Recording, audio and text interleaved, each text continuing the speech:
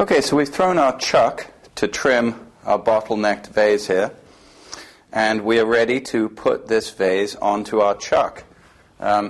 We drew the wire underneath it beforehand, and oftentimes when it is ready to go, it will simply pop off the wheel. However, this one doesn't want to come off. With larger pots, it's often the case.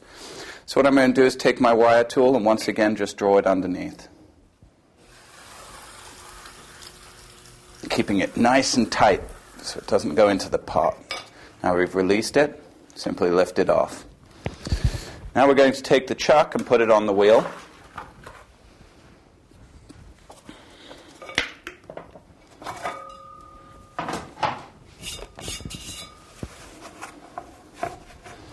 Like so. And then we are going to take our vase, turn it upside down. I like to hold it in two hands like this, and place it into the chuck.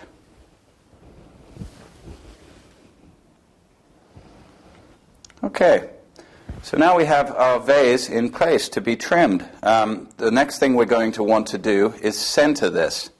Now it's already fairly well centered because the chuck is centered, but there are some centering issues that we're going to want to take care of, and we're going to be doing that in the next segment.